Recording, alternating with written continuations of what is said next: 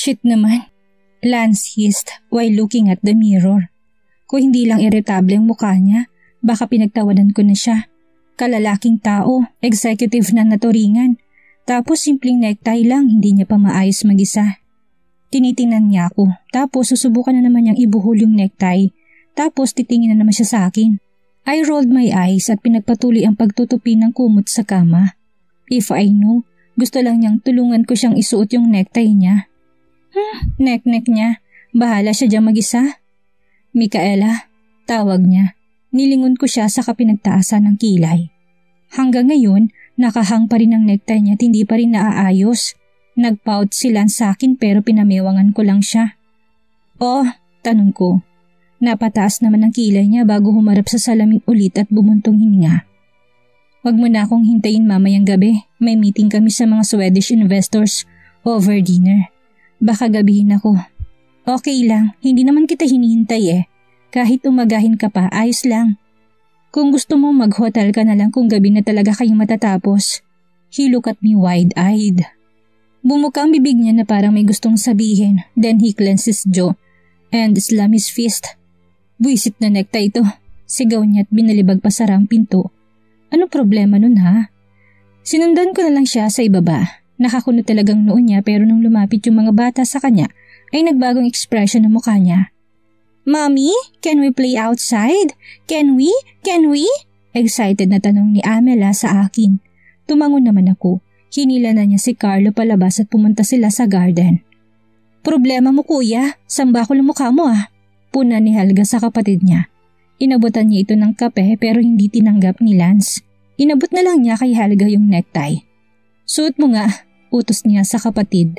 Halos ingudgud na niya ang necktie sa mukha ni Helga. Nilingon naman ako ng pobre niyang kapatid pero nagkibit-balikat lang ako. Umupo na ako sa stool saka nagsimulang magtimpla ng kape ko. Di man lang ako mapagtimpla, bulong niya. Tiningnan ko naman si Helga na bumubungis-ngis na. I mouthed, ano daw? Dahil hindi ko narinig yung sinabi ng halimaw niyang kuya pero umiling lang siya. Kuya, hindi ako marunong magsuot ng necktie. Kay ate mo na lang ipalagay. Helga said. Lance looked at me, then to her. Wag na, hindi na lang ako He said but I stood up and took it from him. Ang dami mong arte. Kung kanina mo pa sinabi na isuot ko sa'yo, di sana hindi ka na nagmamaktol dyan. Pagalit kong sinabi sa kanya. Daw nakatutok ang tingin ko sa necktie, alam ko nakatingin sa akin. Ganyan ang epekto sa akin ni Lance. Lagi ko napapansin ang presensya niya sa tuwing malapit siya. Hinimas kong suit niya saka siya tinitigan at nginitian. Dear, done na, alis na, sabi ko saka tumalikod at bumalik sa kape ko. Pinapalayas mo ko sa sarili kong bahay, Micaela? Gulat niyang tanong. Natawa naman kaming dalawa ni Helga sa kanya. Late ka na sa pasok mo kuya, magagalit na naman si dad niyan. Helga said bago pinagtulakan ng kuya niya palabas. Nakita ko pa siyang lumilingon-lingon sa pintuan bago sumakay sa kotse niya. I kept on staring at his car through the window. Kuya is expecting you to see him umalis ate. Bakit hindi mo siya hinatid palabas? Nalungkot talaga. Panloloko ni Helga. Sumalo siya sa akin sa almusal at tiningnan ako. Hayaan mo siya. Bahala siya sa buhay niya. I teased Helga. Umiti lang siya then took her phone. You still love him? Helga said. Napadiretso naman ako ng tayo. Am I that obvious? Pero pahirapan mo muna ha ate. Pakipot ka muna ng konti. Gusto ko kasing makita kung paano ba manligaw si kuya. Humalakak siya bago ako iniwanan sa kusina. I sighed bago napangiti. Tumayo na ako and started making lunch. I'm gonna die. Lupaypay kong sabi kay Argus ngayon sa conference room. Ngumisi lang yung isa sa akin bago umiling.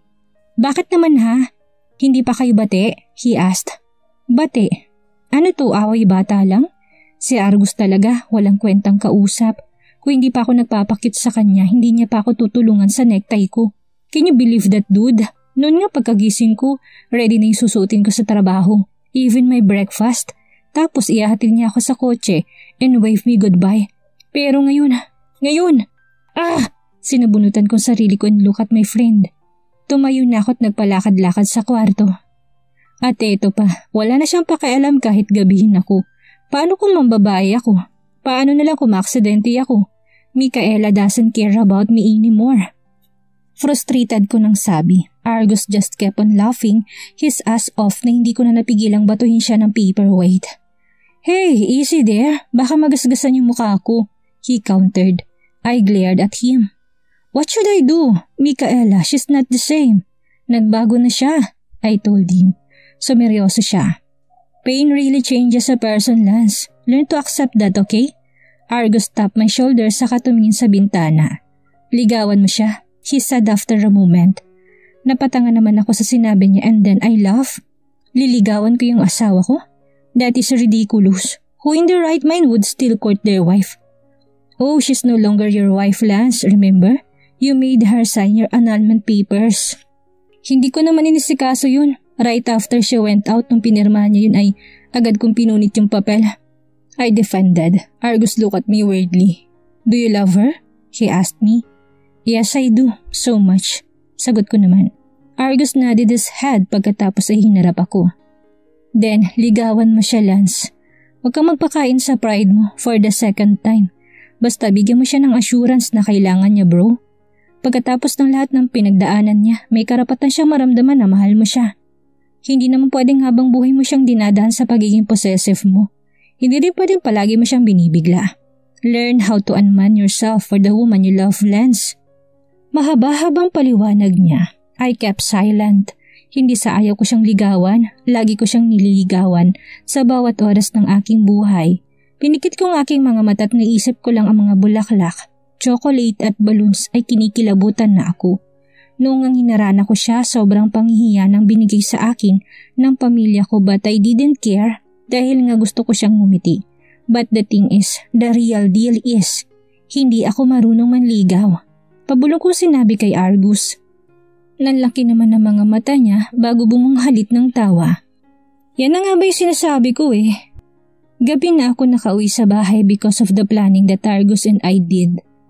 Pagod pa ako dahil ang hirap kausap ng mga matatandang investors. I just threw my shoes and my suit anywhere in the room. Hindi na rin ako nagabala pang magbihis at agad na akong dumapa sa kama. Lance, maligo ka nga muna. Matutulog ka na kagad, hindi ka pa naman naglilinis ng katawan.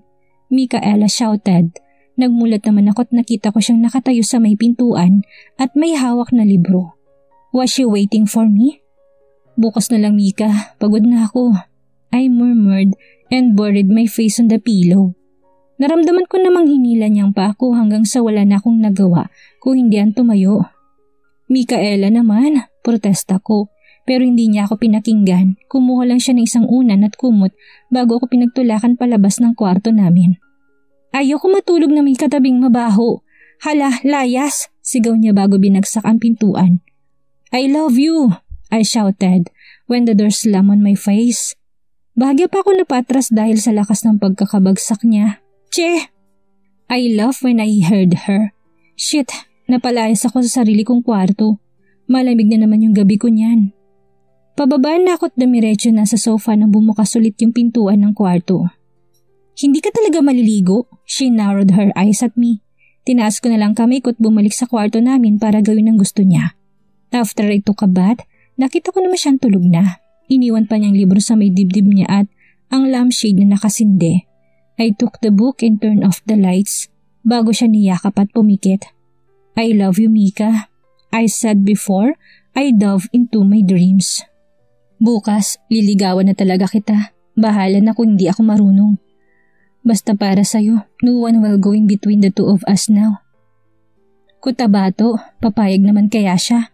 Tanong ko kay Helga na palakad-lakad sa tapat ng opisina ko while wearing a goofy smile on her face. Napabuntong hininga ako sa kapatid ko dahil sarap na sarap siya sa paghihirap ko. Alam niyang nihirapan ako kay Micaela sa ngayon. One time, I gave her chocolates. Hindi man lang niya tiningnan at pinalagay na lang niya kay Manang Lydia sa ref namin. Napagalitan naman ako nung binigyan ko siya ng bulaklak because Amilas has allergies on pollens kaya ayun, galit na galit siya sa akin. I tried bringing balloons and teddy bears pero yung mga batang nakinabang. Hindi man niya lang hinawakan. Hindi nga siya nag-react nung pinaputok ni Carlo mga lobo. Hindi ko na talaga alam kung ano bang dapat kong gawin. I never courted a woman before. I was never into serious relationships. Kay Sarah lang. Pero ibang kaso naman ang sa amin ni Sarah. I am here rebound. Nung hinalikan ko siya nung gabi ng debut nila, we became a couple. No courtship happened. Kaya ngayon hindi ko na alam kung ano ba bang pwedeng ibigay sa asawa ko ng papansinin niya. Kung sino man nagpauso ng mga salitang panliligaw at pagpapakipot, wag na wag kayong magpapakita sa akin dahil bibigwasan ko kayo. Take Ate Micaela and the kids to a vacation, kuya. Para naman may bonding kayo ng pamilya mo, hindi ba? She added. Tinitigan ko siya and I know something is up. Helga, I already have plans. Dadaling ko sana sila sa Baguio, total summer naman. Kuya, sige na. Sa Cotabato na lang kasi. Maganda dun, promise. At saka, I already made arrangement na there. You stay at my friend's rest house dun. And habang wala ka, si Papsi munang bahala sa work mo. Just take a vacation na dun. Sige na, she said. Wala na akong nagawa kung hindi ang pumayag. Si Helga naman kasi ang kulit. She squealed in delight at niyakap ako. She was grinning from ear to ear kaya nanghihinala na talaga ako sa motibo niya. Helga, what is going on? I said sternly. Siguro naman matatakot ng kapatid ko. Tumingkayad lang siya and ruffled my hair. Hindi ka kasi marunong manligaw kaya tinutulungan na kita. Ow! Sigaw niya na bigla ko siyang pinalo. Tawa naman siya ng tawa habang tumatakbo pa alis. Hey kuya! She called me nung nasa pintuan na siya. I look at her at binabang mga papeles na pinipirmahan ko sana. Just you know, Kuya Arvin will be home tonight. Then the door closed. I clenched my fist. He's back. My brother is back. I have to go see Micaela. Hindi ko napigilan ang pag-usbong ng takot sa dibdib ko nang malaman na pabalik ng kapatid ko. What if he is still in love with Micaela? Ano na lang ang gagawin ko? Micaela hates me now. Mas lalo yata ako mahirapang paamuhin ng asawa ko. Nakakagalit mang aminin pero may takot ako sa isiping babalik na si Arvin. Wala pang isang buwan na nagsasama kami ni Micaela. Eksena na naman ulit siya. Asar, I ended up messing everything today. Hindi ako nakinig sa meeting namin with the BOD. I kept thinking about Arvin and his arrival. Ilang beses kong naisip na pabagsakan ng eroplano niya. Pero kawawa naman ang kapatid ko. Mamamatay siya. Ayaw ko naman yun. Mababawasan ang lahi namin. Siguro dapat kong bilhin ng kanyang record label at i-blackmail siya. O hayaan siyang makipag-date sa iba? Hindi ko na talaga alam ang gagawin ko para ilayo siya sa asawa ko. Sir Lance. Napatingin ako kay Catherine at pinagbuksan niya ako ng pinto. Nilingon ko ang buong conference room. Kami nilang palang dalawa dito. I sighed. Hindi na ako bumalik sa opisina. Umuwi na ako kaagad. Habang nasa daan ako, palingon-lingon ako sa mga tindahan. Baka may makita kong pwedeng ipasalubong sa mga bata at kay Micaela. Nakabili ako ng Sun's Revival para sa mga bata at isang pares ng ballet flat para kay Micaela. Sana magustuhan niya. Kulay griyo na may maliliit na stars. She really loves stars. Dumaan na rin ako sa bookstore at binili ang libro ni John Green, The Fault in Our Stars. Pinabalot ko yon at umuwi na. When I got home, walang sumalubong sa akin kaya nagtaka ako. 7 pa lang naman ng gabi at sure akong gising pang mga bata. Kahit man lang maids, walang nakalata nandito na ako. Ang sakit naman. Daddy! Sabay na sigaw ng kambal ko. I dropped and welcomed their hugs. Amela kissed my cheeks while Carlo and I had our secret handshake. Ginulo ko na lang ang buhok nilang dalawa. Daddy, Tito Ninong is here! Amela said. Kumunot naman ang noo ko. Sinong Tito Ninong yung sinasabi nitong anak? Kuya, long time no see ha? Napatigil ako sa paglalakad nang makita ko si Arvin na sumulpot mula sa kusina. Pawis na pawis ito at puno ng harina ang muka. Wala rin siyang suot na pang-itaas kung hindi ang apron niya. I raised my eyebrows at him. Anong ginagawa mo dito? Malamig kong tanong. Iniskan kong kwarto para hanapin si Micaela pero hindi ko siya makita. The kids went upstairs at naligo na. I was left with Arvin on the living room. Arvin, yung niluluto mo! Nasusunog na! Rinig kong sigaw ng asawa ko sa loob ng kusina. I gritted my teeth at tinulak na si Arvin para puntahan ang misis ko. Pambihira talaga si Arvin. Iniwan na naman akong mag-isa dito sa kusina. Sabi ko na nga ba't magugulo lang yun sa akin eh. Kung bakit ba naman kasi pumayag pa akong tulungan niya ako dito sa niluluto kong ulam. I felt Arvin hug me from behind. Napangiti na lang ako nung sinandal niyang baba niya sa balikat ko. I never felt awkward being this intimate with Arvin. We have been friends ever since and he became my support through the dark times. Kung wala siya, hindi ko alam kung paano ako kambal na nag-survive nung nasa California pa kami. Matagal pa yan. Ang bagal mo talagang kumilos. Biro niya pa, sinapak ko lang siya at pinunas ang sauce sa mukha niya. Nag-pout naman siya kaya lalo kong natawa. Ang pangit mo, Arvin, I told him. Tinusok naman niya ang tagiliran ko kaya napatawa ako. Malakas kasing kiliti ko doon. Hindi mo na ako mahal kasi pangit ako. Ganun ha, Micaela. Tuloy-tuloy pa rin siya sa pagngingiliti sa akin habang pinupopo ko na siya ng sandok. Arvin! I shouted. Binuhat naman niya ako at pinaikot-ikot sa buong kusina. Nahilo naman ako kaya muntik akong matumba. Mabuti na lang at may nakasalo sa akin. Tinangal ako kung sino man ang anghel na humahawak sa bewang ko. When I saw Lance gritting his teeth, ang pula-pula ng mukha niya at nakakunot ang noo niya. Tumingin siya mula sa akin patungo kay Arvin and then pabalik. After that, he sighed. Nasa dining room na sila, Mami. Magbihis ka na bro, ako na itutulong sa asawa kong magluto. He said emphasizing the word asawa ko. I saw Arvin grin. Pinagtaasan ko lang siya ng kilay.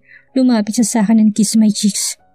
Arvin, sigaw ni Lance bago ako tinulak palabas ng kusina. I just shrugged. Tinopak na naman si Lance.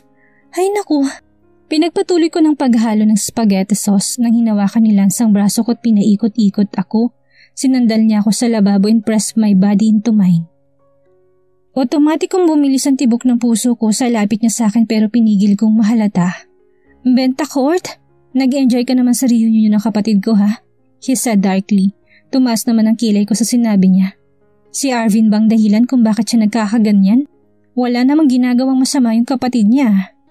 Oo naman, ang tagal din naming hindi I was cut off when he suddenly kissed me. Nalaki pang mga mata ko dahil sa pagkabigla. Hinawakan niyang pisngi ko at pilit na binuka ang bibig ko at hinalikan ako ng malalim. Nagsimulan tumugon ng aking katawan. Pinulupot kong braso ko sa leg niya and pulled him closer. I heard him groan at binuhat niya ako para ipatong sa counter. He settled his body between my legs at marahan niyang pinipisil ang bewang ko. Lola, kinakain ni Daddy ang face ni Mami! Magkasabay kaming naghiwalay ni Lance at nilingon ang pintuan ng kusina. Nakita ko lahat na nakatingin sa aming dalawa na nakabuka ang bibig. Pinamulahan ako as inamula talaga ako because they saw us kissing. Ngiting-ngiti naman ang mga matatanda sa nakita. Sa Helga nga sinabunutan pa niya si Arvin sa tabi niya. I felt Lance took my hand and held it bago niya tinagong mukha ko sa dibdib niya. Mami naman, istorbo kayo, he hissed. Tiningnan ko siya at hindi naman siya mukhang nahihiya kahit konti man lang sa nangyari. Sige na, labas na. Tatapusin lang namin to, he said sa kahinarap ulit ako. Nalaki naman yung mata ko. Anong tatapusin? Kaya palang tagal lumabas ng pagkain. Busy pala yung kusinera natin ha? Daddy Armando teased. Tumawa naman si Lance bago ako hinila palapit. Sa kwarto na lang kuya, Arvin said. Pakaramdam ko umakyat na lahat ng dugo ko sa mukha. I saw Lance narrowed his eyes at his brother bago maangas ng ngumiti. Mamaya na lang kapag wala ng asungot, he gruffly said bago pinagtulakan lahat palabas. Daddy, bakit mo kinakain yung face ni Mommy? Amila said. Ayan na nga bang sinasabi ko? Kamanyakan mo kasi Lance. Yumuko lang siya and rub her cheeks. Kasi love ni Daddy si Mommy. Sige na, punta ka na dun. He sweetly said. Lumabas na si Amila kasama ang kambal niya. Naiwan kaming dalawa sa loob at hindi ako makatingin ng diretso sa kanya pagkatapos ng nangyari kanina. Shucks, bakit ba hinayaan ko siyang halikan ako? Anong nangyari sa pagpapakipot ko? Naman Micaela, nanigas ako sa kinatatayuan ko nang tinawag niya ako. Hindi ako makaharap sa kanya dahil alam kong bibigay na naman ako kapag nakita ko siya. Micaela, Diyos me, tukso lumayo ka. Hindi kita kaya. Micaela, lumakas na yung tawag niya pero hindi ko siya tinitingnan. Huwag kang titingin, Micaela. Huwag kang titingin. Huwag. Micaela, may tagos ka. Humarap ako sa kanya tiningnan ang dress ko. Meron nga ba akong stain? Bakit hindi mo agad sinabi? Baka pati si Arvin at sila Mami nakita yun. Nakakahiya naman. As if the kissing isn't enough. Sinamaan ko siya ng tingin bago tumakbo palabas but he cuffed my arm and pulled me to him. I love you, He kissed me again. Pumikit ako pero bago pa lumalim yun ay humiwalay na siya. And you're mine, he said before he let me go. Nag-drum roll naman ang puso ko sa mga pinagagagawa niya. Shucks, I hate the benta court effect. Micaela, penging kanin. Inabot ko kay Lance ang kanin. Micaela, juice please. I gave the orange juice to Arvin. Honey, ulam pa? Lance asked me. Wala pang dessert, Micaela? Arvin asked. Nilingon ko silang dalawa na halos magpatayo na sa pagtitigan sa isa't isa. Tahimik ng buong lamesa at silang dalawa na lang ang naririnig. Eyesight, brotherly competition is a pain in the neck. Naku, kung nasa anime lang sigurado ako, may lumalabas ng apoy sa background nilang dalawa tapos may kidlat na tumatagos sa mga mata nila. Paano ba naman kasi hindi na sila nagtigil sa pag-aaway? Yumuko na ako at pinagpatuloy ang pagkain ko. Kinuha ko yung juice ko and drank pero dahil sadyang malikot ang mga bata ay natabig ako kaya nabuhusan ako ng konti. Micaela! Micaela! Sabay kong tinangalaing dalawa na may hawak na napkin para pang tuyo ko. Tinutulak naman ni Lance si Arvin habang si Arvin pilit na tinatapon ang hawak ni Lance. Helga stood at sabay na sinapukan dalawa niyang kuya. Ate oh! Helga said at siya na mismo nag-abot sa akin ng napkin which I gladly accepted. Eyesight nang biglang mahulog si Arvin sa upuan niya dahil hinila ni Lance to. Tawa naman ng tawang walang hiyang halimaw. Ano ba? I shouted. Sabay silang nanahimik na dalawa. Lance gap at me habang si Arvin napanganga. Ikaw kasi Lance eh, Arvin muttered. Nilingon siya ni Lance. Ikaw ang nauna, he countered. Gumanti ka naman, Arvin answered. Abat, kung por Diyos por santo. Tumayo na ako at kinuha ang plato nilang dalawa and glared at them. Parang mga bata, nakakairita. Walang dessert sa inyong dalawa? I said. Narinig ko naman ang palakpakan ng mga magulang namin dahil sa pananahimik ng magkapatid. Bumalik ako sa upuan ko at nakita kong bumuntong hininga si Lance. Hoy, Micaela, naalala mo ba yung pants na naiiwan ko sa apartment mo sa California? Biglang sabi ni Arvin. Nilingon siya ni Lance at nakita ko naman ang paghigpit ng hawak nito sa tinidor niya. Pakiramdam ko konti na lang isasaksak niya kay Arvin yun. May iniwan kang pants sa apartment ni Ate Micaela? Helga asked. Lumingon ng matatanda sa amin. Yup, nung minsan nag-share kami ni Micaela ng kwarto. I usually sleep with her kapag nasa California ako. Arvin! I glared at him. Ngumisi lang siya. Totoong doon natutulog si Arvin sa apartment ko pero hindi niya na dapat pagsigawan yun dahil baka kung anong isipin nila. Lance, what the heck? Why would I care kung ano mang iisipin ng halimaw kong asawa? Tumayo na si Lance at pinagsak ang baso niya. His face was so dark na kahit ako'y natatakot na. He looked at Arvin then to me. Pagkatapos isinapok ang kapatid kahit wala namang ginagawa. Aray! Lance, sakit ha? Ngumisi si Lance. May lamok kasi. Tapos umalis na siya. Nagalit na si Bentacourt. Tumayo na rin ako tinila papunta si Adrian sa kusina. Stop what you are doing, Arvin. I hissed. Tumawa lang siya bago sumandal sa lababo. Wala naman akong ginagawa. Pa-inosente niyang sabi. I rolled my eyes at him. Tumaas ang kilay ko't saka tinitigan siya ng masama. Ngumiti siya bago kinamot ang batok. Okay. Masama bang inisin si kuya kahit konti lang? Hindi ko mapigilan kung hindi ang matawa sa kanya. Huwag mong galitin ang kuya mo, Arvin. Hindi mo magugustuhan kapag nagalit siya. Tumango si Arvin bago ako niyakap. Just go with the flow, Micaela. Tingnan natin kung hanggang saan ba si kuya, he said. Umiwala siya sa akin bago ako tinuktukan sa noo. I pouted at tumawa naman siya bago ako hinila pabalik sa kusina. Wala pa rin si Lance kaya nagpa siya na akong lumabas. Nakita ko siya sa garden. Nakaupo siya sa swing ng mga bata and he was muttering and mumbling. Hindi muna ako nagparamdam at pinakinggan siya, waiting for her for 7 years. Pagkatapos siya, kasama ng ibang lalaki. Ako nga hindi tumingin sa ibang babae. Tapos siya. Bakit naman kasi I hate the way I love her? Napangiti ako sa narinig. Sumandal ako at pinagpatuloy yung pakikinig sa kanya. You hate the way you love her? Hindi ko napigilang magsalita. Tumango naman si Lance. Hindi pa rin niya nare-realize na hindi niya imagination na may nagsasalita sa tabi niya. Oo, kasi mahal na mahal ko siya. Kaya hindi ko kayang magalit sa kanya. Alam bang kanina ko pa gustong pilipitin ang leeg niya dahil mas inaasikaso niya pa si Arvin. Pero nagpigil ako kasi hindi ko siya kayang saktan. Asar, he hissed. Lumapit na ako sa kanya. Nagulat naman siya nang makita ako. Kanina ka pa dyan? He asked. Tumango ako. Pumasok ka na doon. Maubusan ka na ng Sans Rival na dala mo. I smiled at him bago siya tinalikuran. But before I could even take a step back, ay hinawakan na niya ang kamay ko.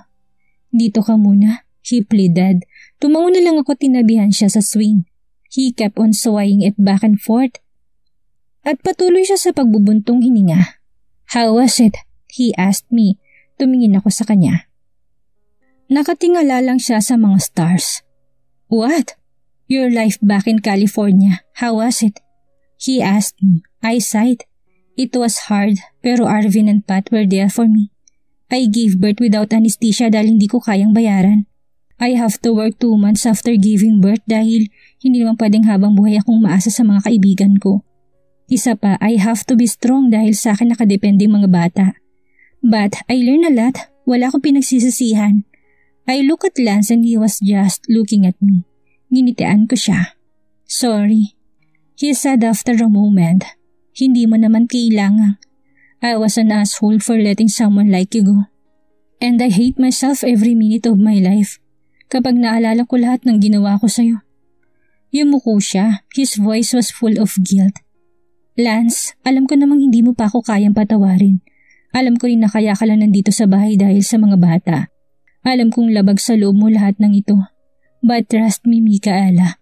Gagawin ko lahat para maayos ang pagsasama natin.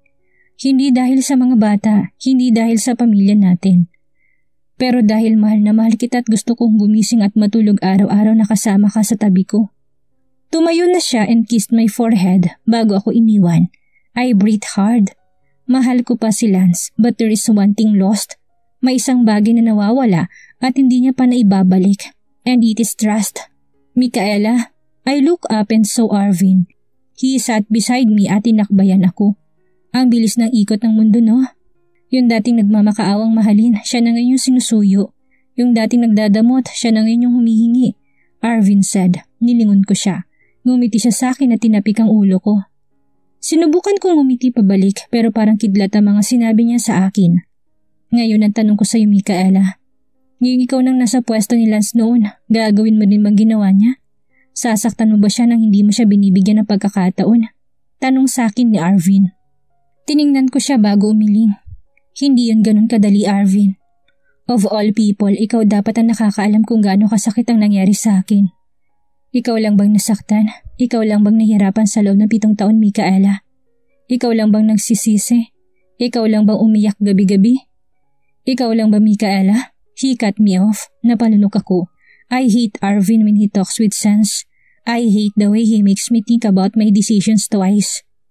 Tumingin ako sa kanya't ngumiti. Oo, mahirap.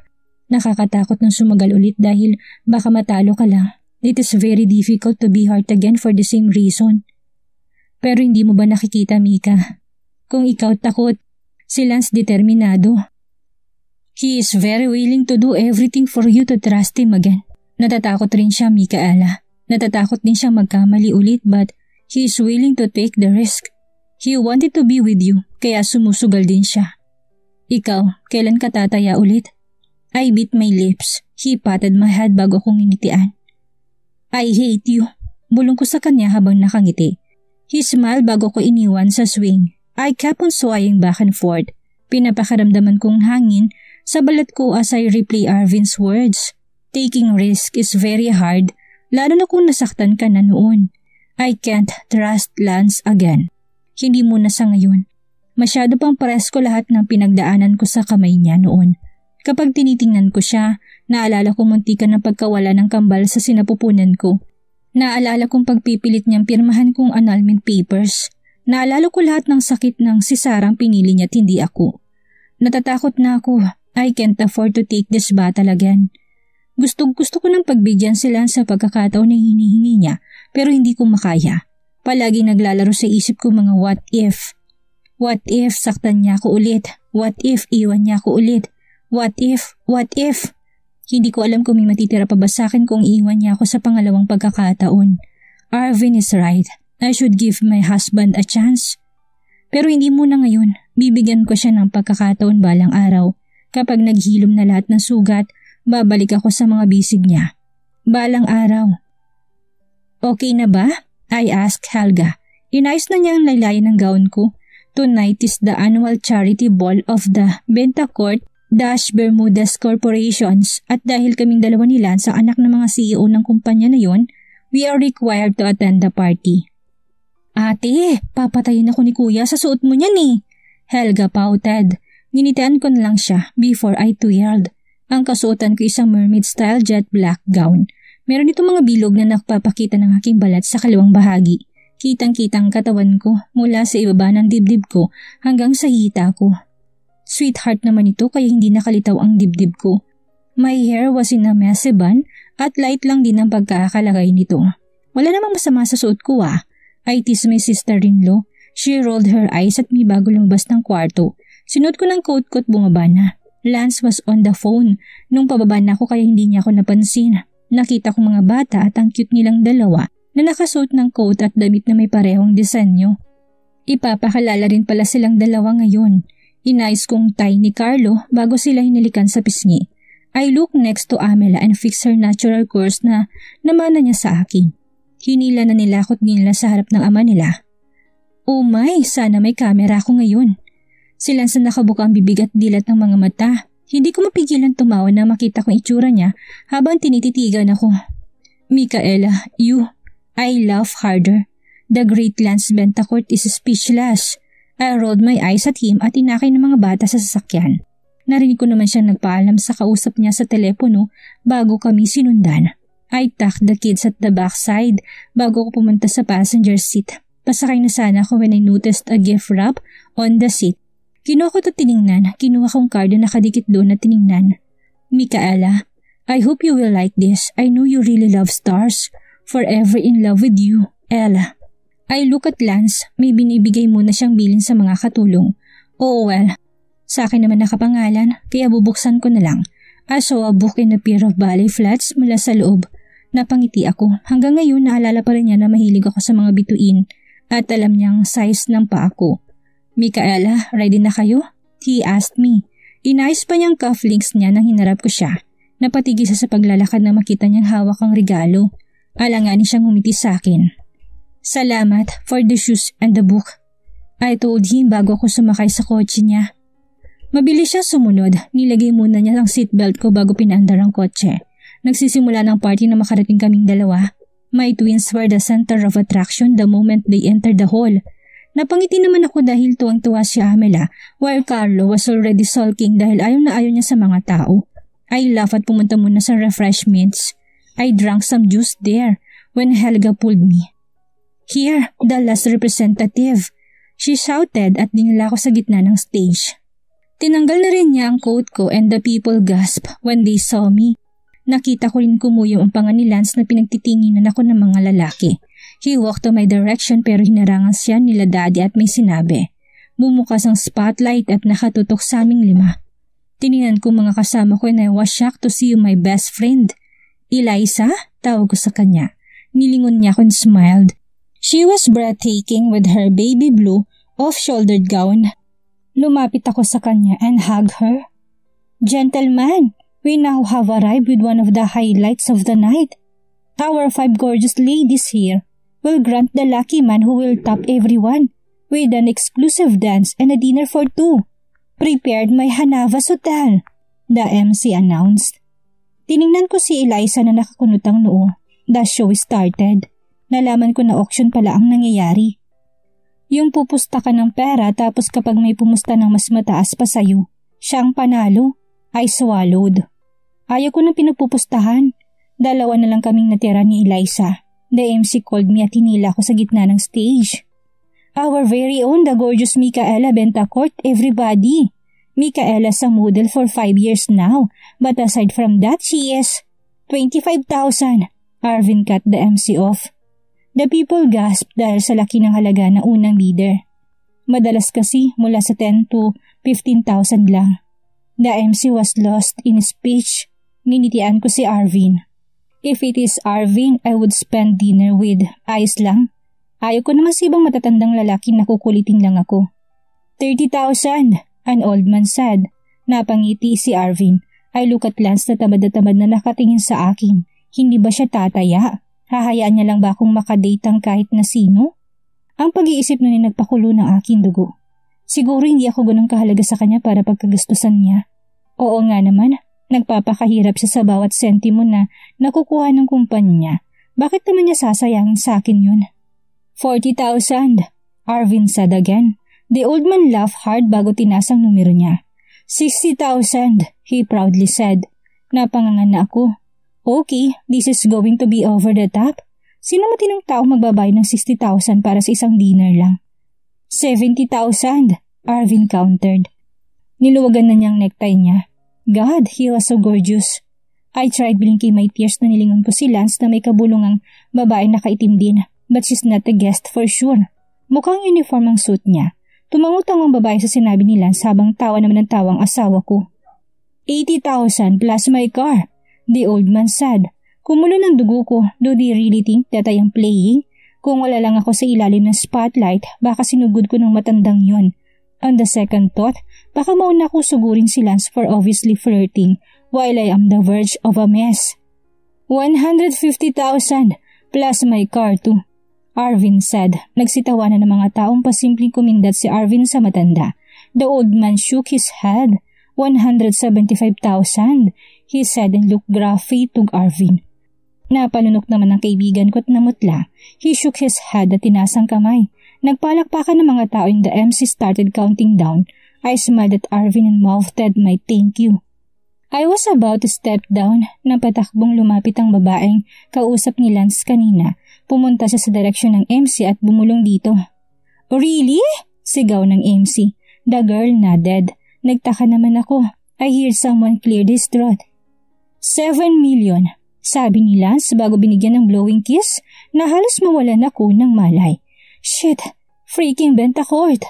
Magawa na kayang bigyan ni Micaela ng pangalawang pagkakataon si Lance? Magawa na kayang makalimot ang puso niya sa mga masamang pinagdaanan niya kay Lance? Yan ang ating aalamin sa susunod nating kabanata.